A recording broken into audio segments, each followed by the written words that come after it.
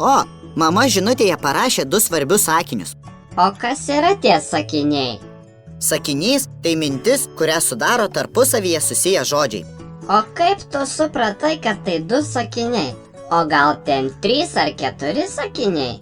Atidžiai perskaityk gautą žinutę. Visi sakiniai pradedami rašyti didžiąja raide, o jų gale dedami specialūs ženklai.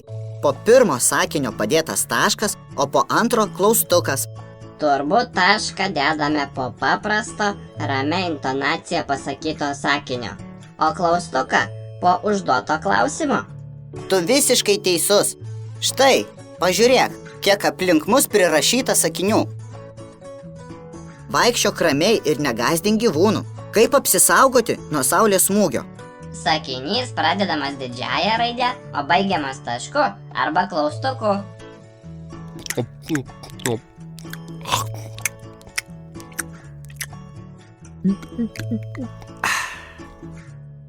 Kodėl mama tau būtinai liepia pavalgyti ir atsigerti?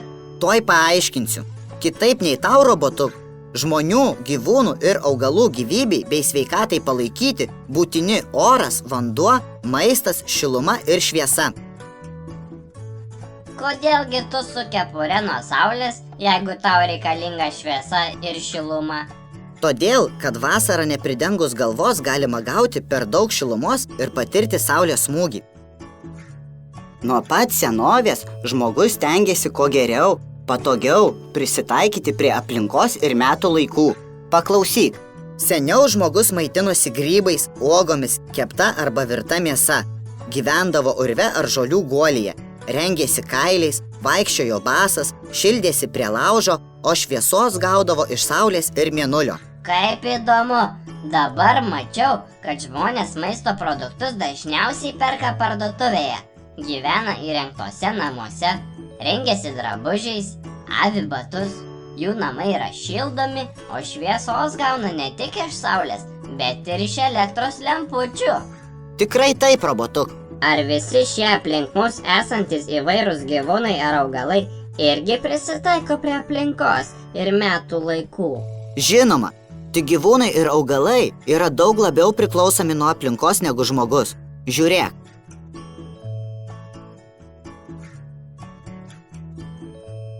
Žuvys prisitaikiusios gyventi vandenyje.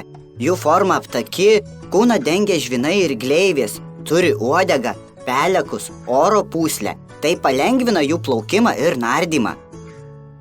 Žuvys gali gyventi tik švariuose vandens telkiniuose, kuriuose yra pakankamai maisto.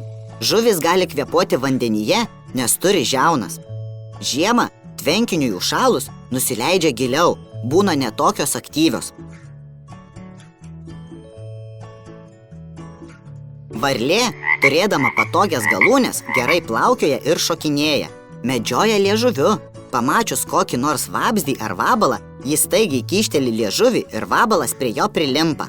Žiemą, neturėdama maisto ir negalėdama apsisaugoti nuo šalčio, miega vandens telkinių dugne ar sausumoje, giliose duobėse, lapų krūvose, graužikų urvuose arba užsikasa į žemę.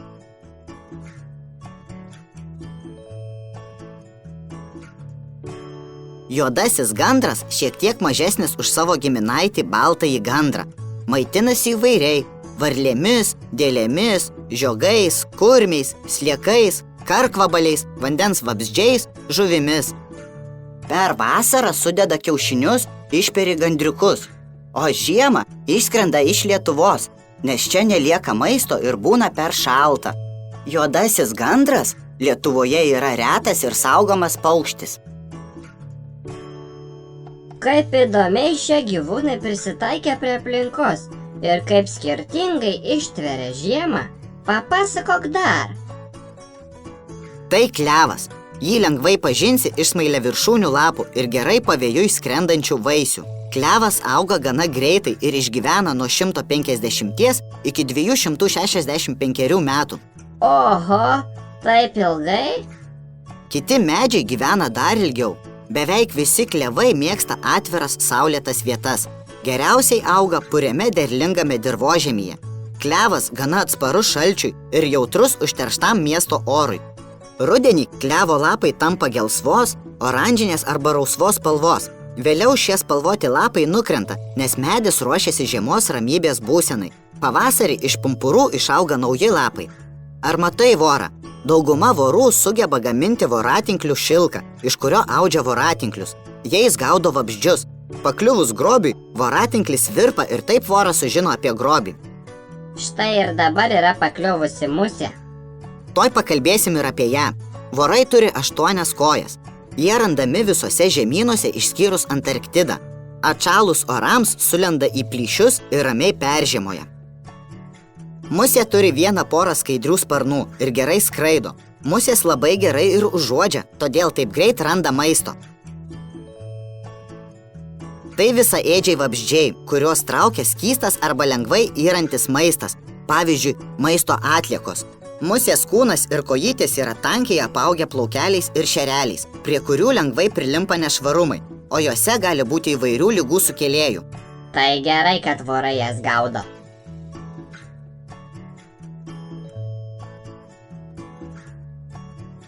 Žinoma, nes musės dar ir labai vislios. Jei išgyventų visi vienos musės palikuonys, vasaros pabaigoje ji turėtų apie 5 trilijonus pro vaikaičių.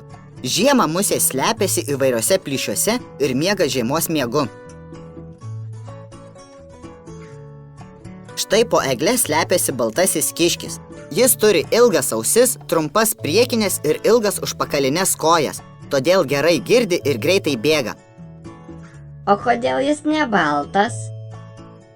Dabar vasarą jo kailis pilkai rusvas ir padeda slėptis nuo plėšrūnų. Ruošdamasis žiemai, rudenį kiškis pilką kailiuką keičia baltu, o pavasarį jis vėl tampa pilkas. Kiškis minta įvairiais žoliniais ir sumedėjusiais augalais bei jų dalimis. Žiemą, trūkstant maisto, dažniausiai graužia drebulių, beržų, gluosnių šakas arba laupo medžių žievę. Apie gyvūnų prisitaikymą galime kalbėtis valandas, bet langinė kregždutė praneša, kad laikas namo. Kaip tai? Prieš lietų vabzdžiai skraido pažemę ir kregždė jos gaudo. Langinės kregždės baltai ir juodai margi paukšteliai, turintys iškirptą tarsi žirklės uodegą. Lizdus lipdo prie žmonių namų. Lizdui naudoja žemę, kurią suvilgo seilėmis. Žiemą Išskrenda į šiltosius kraštus, nes nelieka maisto. Puiku! Tu jau ir pats gerai supranti apie gyvūnų ir augalų prisitaikymą prie aplinkos ir metų laikų. Dar daugiau pavyzdžių gali rasti įvairiose enciklopedijose apie gyvūnus ir augalus.